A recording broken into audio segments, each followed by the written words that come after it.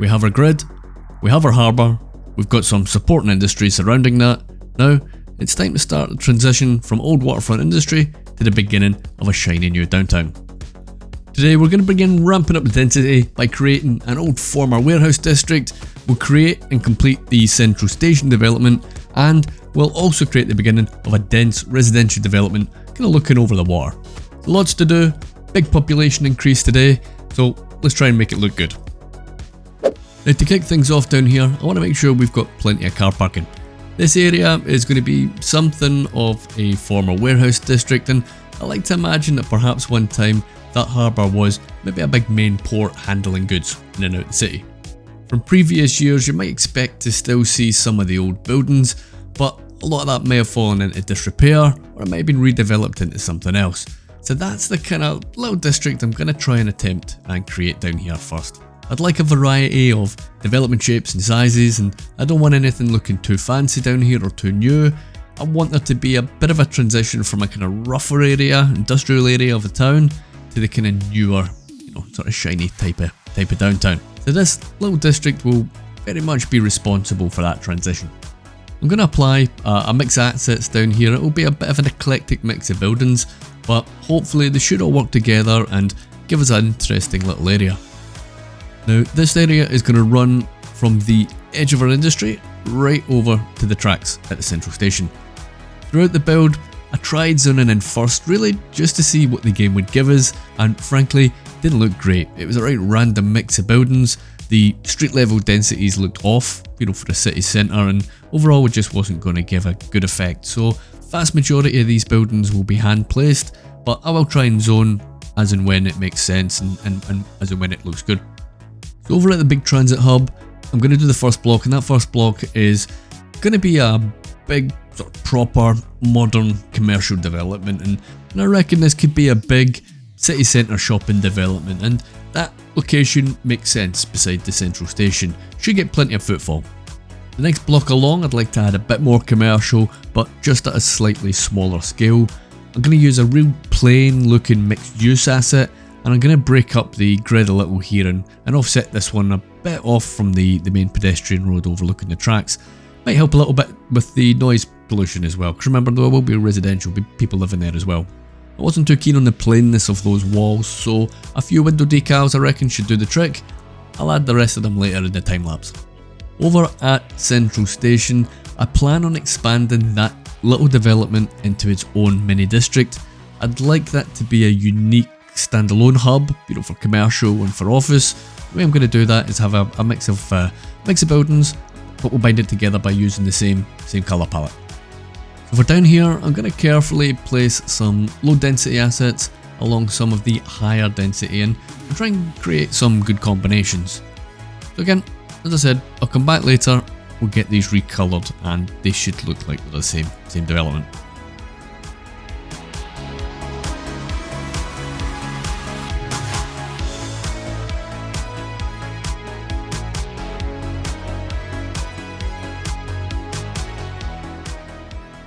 At the border of the car park, I want a bit of a hodgepodge block. So it'll be a combination of building styles and sizes and uses, and I want them to kind of look like they've been thrown together or built at different times. But what I'll do again is we'll recolour these, and again we'll bind them together and hopefully give the impression that any newer building was approved for construction due to it complementing the existing development. That's probably more a consideration in the UK planning system rather than US, but I don't care, I'm doing it anyway. Down here we could have half a block of old warehouse, maybe at the back, facing towards the downtown, and then at the front we got a newer development, maybe replacing a derelict building perhaps that was there previously. There are only what it seems like a couple assets that truly give that old historic warehouse or old factory look maybe. So I'm going to be looking for an old red brick or an old sandstone here, that kind of thing. And actually the city elementary school is a good choice. And it's not just for the aesthetics either, I need the school capacity down here. I do want to lighten up the exterior, so I'm going to apply some render and we'll give it some white walls surrounding around the sides. But want to keep the facade the same, and in fact it's going to be the same anyway, can't recolour it. As we approach the raised highway, I'm going to further decrease the density, so I'll introduce some new features to this part of the build with some row homes and a little low-res commercial, and this should hopefully make sense as from a transition area point of view, helps bring the density down, and we're going to expand later, obviously north in later episodes, and that's not going to be super dense. It'll be mixed use, mixed density and low density as we build out.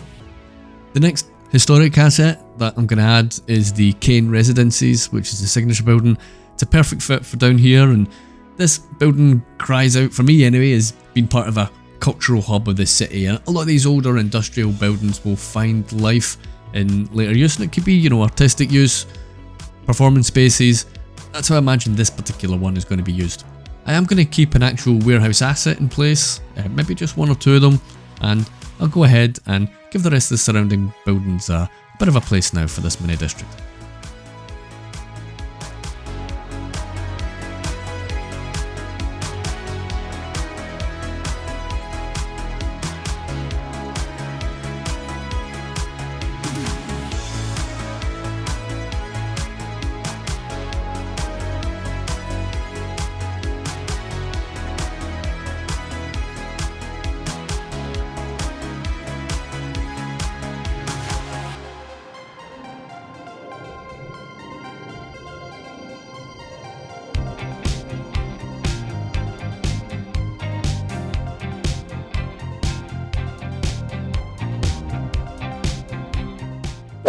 Down at the central station, again, I want to create that impression that there was life here, before the big buildings were built, and I'm going to create a very modest, single-storey shopping precinct.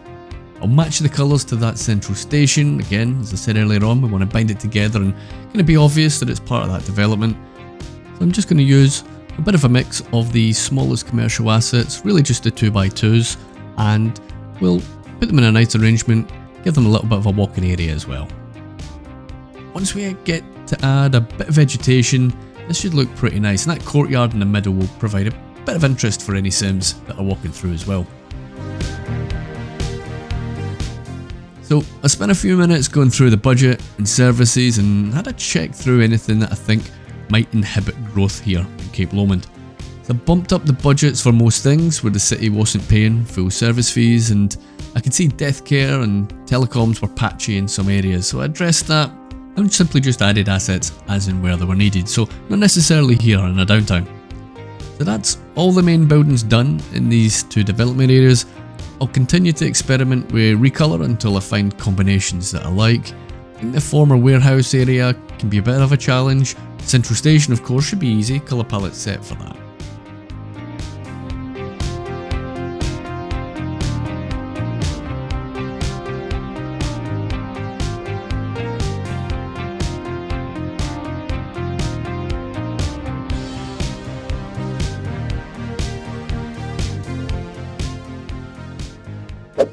Overlooking the water, I want to create a really high density apartment district, and I'm going to use a mix of mixed use and residential, and I'll throw a few hotel assets into the mix as well. This area will really drive new population into the city, and it should give us a big injection of life, but it'll also form a key part of the city skyline as we bump up the density even further. The mini district will feature a fairly consistent colour palette on its own, and I'm going to keep everything nice and bright in this apartment district, so mostly white and perhaps some super light greys, maybe a little bit of blue. I'll be taking a bit of Miami downtown for this area, not in the layout necessarily, but really just the colour palette. So it'll be quite a dense area, and everything will be fairly tightly packed in contrast to the industry and the older warehouse stuff near the highway. When I get the opportunity, I'll add some little parks and little car parks, and from a detailing point of view, it should be pretty straightforward. We just need to add a bit of vegetation if it's looking plain, and we'll fire down a few extra props here and there. And, when we have these buildings nice and tightly, densely packed like this, there's not that much detailing to do, which is quite nice. Deathcare was still struggling, so I wanted to address that. Having a look over at the original cemetery that we've got, the only feasible option I had to get the cemetery back in use, it was full, was to delete it, plop it back in. There was no option to clear it or empty it, and surely that can't be right. So Don't know if I'm missing something. Am I doing something wrong? If anyone knows, give me a shout. Let me know. I don't know. Maybe just a bug. The other blocker to growth, and in particular office growth, I reckon, was education. The city's been crying out for a university for a long time, and given that we're going to be significantly increasing population today, I think today is the day to get that set up and get it in place. So for now, I'm going to give it a temporary location just along that main road. I'm in two minds whether to have it on the hill or down towards the government area, but I'll decide on the details another day. We've got plenty to do in our downtown to keep us busy. But for now, I'm going to hook up a bus route. We'll connect the two transit hubs and I'll let it do its thing. Another potential growth blocker is direct healthcare in the downtown area. So I'm not going to mess about here. I'm just going to plonk down a big old hospital. Again, this will be a temporary location, just like the university, but I need that functionality down here. We're also going to need some high school cover down at the downtown as well. And another lovely asset is the city one, the big one, the new one. Really, really nice. And that should complement very nicely the big red block that we've got down by our subway plaza as well. So yeah, that's a nice fit, and that upgrade will give us a nice radius boost, or bonus rather, on well-being and outdoor recreation, so I'm definitely going to go for that. Now, I'm going to get a few more of these apartments put in place now. Let's crack on.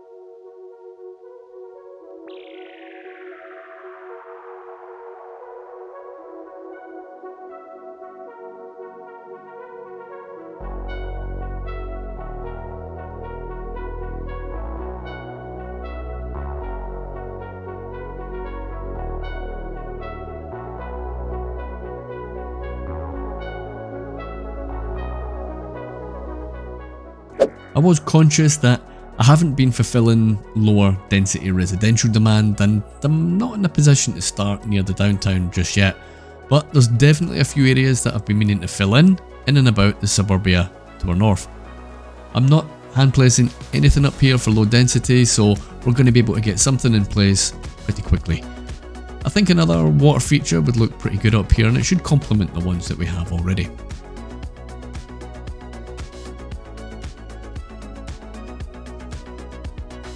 So that was nice and quick, and I think that's a good fit. Kind of fills the massive grid system a bit more, which is kind of nice to see, and maybe that's something I should have done a bit earlier actually. Another temporarily placed building will be this recycling centre. I mentioned last episode that that's something that I'm definitely going to need to address. So this will do for now. It will form a bit of a basis for some more industry in this area, but again, we'll be filing that under one for another day. So it's time to really start to make all of this blend in. There's still more apartments to be constructed, there's parks to be extended, lots of vegetation to be planted. We're going to need a little bit of surface and decal work around the car parks for sure. I'd like to fill in some of those blanks under the highway. I'm only going to do this development side for now, and I definitely want to give that old warehouse district a bit more character as well. There's still going to be one or two areas where we can create little plazas, so that should be pretty nice. So I'm going to pop it in a time lapse. I'll catch up with you in a few minutes.